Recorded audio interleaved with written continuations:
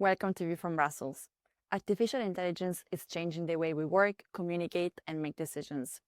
But while the debate focuses on what AI is capable of, perhaps we should be talking less about controlling AI and more about governing it. To discuss this, we're joined today by Luana Lo Piccolo, AI governance expert, legal strategist, and one of the people who contributed to influence the European AI Act. Luana, welcome. Thank you so much, Sonia. You argued that talking about regulation with AI is the wrong conversation. What's the difference between regulating AI and governing it? A lot of people today still misunderstand these two concepts as if they were the same thing, when in reality, compliance to regulation is just one element of governance. Regulations are fundamental, they build trust. However, they were never meant to carry responsibility alone. As Bismarck said, laws are like sausages. You don't want to know the way they were made. And this is true because they are primarily political agreements. They cannot be perfect technical text. And this is why it's during their enforcement phase that we can appreciate their feasibility, their practicality. The role of a good regulation, of a good law, is not to give you answers, it's to force the right questions. And when it comes to AI, these questions can be who is responsible at every stage of a system's life cycle. No law can give you answer inside an organization. Only governance can. Governance lives in leadership decisions. Who can stop a system if something goes wrong? Who can sign off? Who is accountable for the consequences, not just for the technical performance? So, regulation sets the legal requirements, the legal obligations.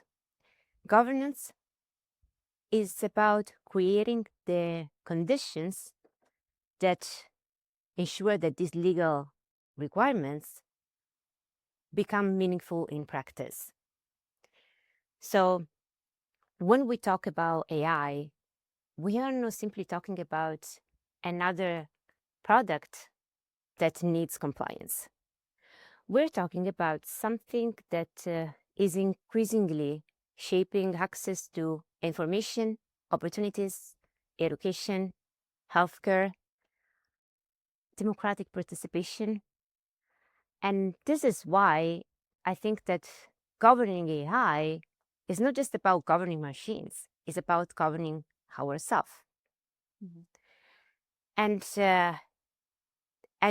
finally, regulation is just one piece of the puzzle.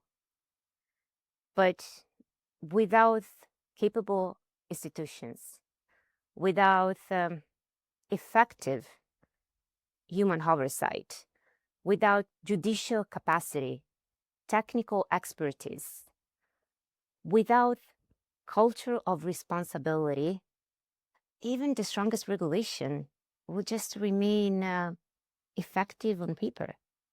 So no effecting at all. People often say that technology is neutral, but it could happen then an AI system discriminates against someone spreading misinformation. Who should be held responsible in this case? Technology is never neutral. Responsibility is neutral. That was my statement. Because technology is embodies choices, what problems we want to address, what data we collect, which trade-off we consider acceptable. So at the end is a reflection of assumptions, priorities, power structures that organizations that deploy, deliver, and govern AI systems. Who is accountable? Everybody. We're all accountable. Technology, AI, cannot bear legal or moral responsibility. Responsibility always remains human. We're all accountable. Responsibility doesn't affect exclusively lawmakers, policymakers, or engineers. It affects everyone who delivers, deploys, uses, or trusts AI systems. AI can automate decisions, but it cannot automate responsibility.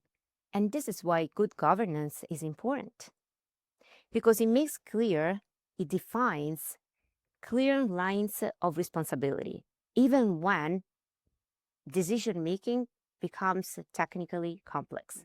And sticking to the difference between governing and regulating, the AI Act is quite of a hot topic right now in the EU. Can you briefly tell us a bit more about it and what changes it brings? The AI Act, as we know, is the first global, comprehensive, horizontal regulation for artificial intelligence. There were already regulations on AI before and after they have been drafted. The AI Act is comprehensive, is horizontal. It touches every sector. It regulates AI based according to risk. So unacceptable risks are prohibited. High-risk systems, such as the ones that affect employment, are used for employment, education, healthcare, critical infrastructures, require very strict obligations, such as transparency, data quality, risk management, accountability, oversight. Additionally to specific purpose AI, the UI Act introduced also the regulation of general purpose AI and foundation models, meaning that recognizing their impact across the economy. So in a nutshell, that's what it is, even though I think that nowadays we all should be aware of it. But as I was telling you and stressing before, compliance to the regulation is just one element of governance. And the UI Act, I think that is a very important first step, but at the end, its success or failure will depend on its enforcement. How can the EU make sure it is building the right institutions and the culture needed to make the AI Act work? Actually, this is key, and this is very important, because the UI Act is a fast, important, and relevant step, even though we need to wait for its implementation to see if we can consider it a failure, or either a failure or a success. But Europe, what Europe really needs is institutions that are capable of working across borders, that are technical competent. They are also adequately funded. It needs public administrations that understand AI. It needs judges who have access to algorithm disputes, auditors, researchers, civil society organizations that can independently scrutinize AI systems.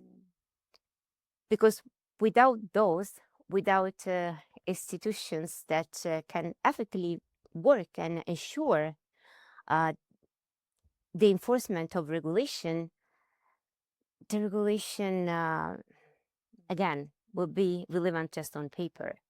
So it's very important that we ensure, that Europe ensure that institutions are both capable and they have both the capacity and the legitimacy to enforce the regulation. If a company complies perfectly with the AI Act, does it automatically mean that it's using AI responsibly? A company can meet all the requirements of the UI Act, of any other regulation, but still create or deploy harmful AI system. And this is why when we talk about responsible AI, we talk about the importance, the relevance of having an ethical culture, a strong internal governance, a continuous human oversight and evaluation of societal impact. This is what responsible innovation requires. Responsible innovation is not just about asking, can we do it? Can we build this AI system? It is also about asking, should we build it? Under which conditions? One criticism heard repeatedly is that Europe regulates while others innovate. How do you see governance becoming a competitive advantage? And why do you think we have created this idea that innovation and regulation are somehow in conflict? History shows us that trust is one of the strongest drivers of innovation. AI should empower human intelligence without diminishing human autonomy. Good governance reduces uncertainty. It encourages investment in the long term. It predicts somehow market conditions. And ultimately, he ensures, he has the potential to ensure that innovation is sustainable in the long run. Mm. So this is why, also from an industry perspective, his is strategic. Mm. It's not just to protect European citizens, European customers, consumers. It protects also the strategy of a company in the long term. Recently, you have said that the real risk isn't that AI becomes too powerful, but it's that we become too passive. Could you elaborate more on that? And are we approaching a point where the biggest AI risk is democratic rather than technological? We often imagine catastrophic scenarios about the idea where AI will replace humanity. But I think that the most imminent risk is the gradual erosion of human agency. The real concern is not how powerful these machines will become, is whether we decide to remain accountable for the world they help shape. Responsibility, as I was saying before, remains human. We are responsible for what we decide to use, what we decide to trust.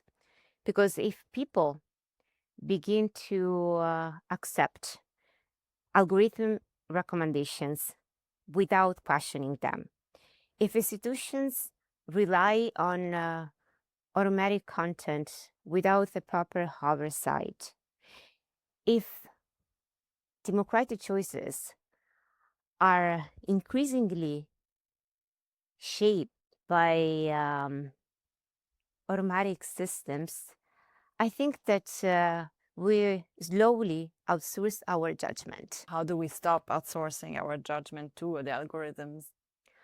We stop doing this by designing AI systems that empowers, support human decisions rather than replacing them. Mhm. By investing in digital literacy,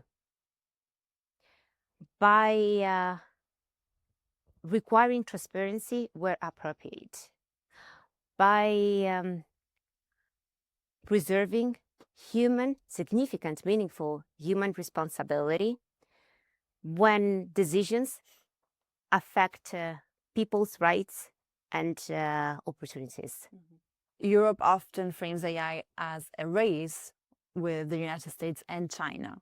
But should Europe be competing to build the fastest AI or the most trusted one? I do believe that these two elements are one element doesn't exclude the other. But if Europe had to pick one, I would say trust AI, because you can copy speed, but trust takes decades to build. And I think that so far, the European advantage, competitive advantage, has been its commitment to the rule of law, fundamental rights, and democratic governance, which we can see nowadays is not for granted. AI is forcing us to ask questions about people. Perhaps it's worth asking ourselves what kind of society we're building alongside it. What do you hope Europe's answer will be? I would love Europe become the place where technological progress, technological advancement, and human dignity reinforce each other. I really one strongest belief that I have is that technology should never define humanity, but humanity should always define technology. Thank you, Luana, for Thank you so sharing your much, thoughts. Sonia. If you enjoyed this episode of A View from Brussels, don't forget to like, comment, and subscribe. See you next time.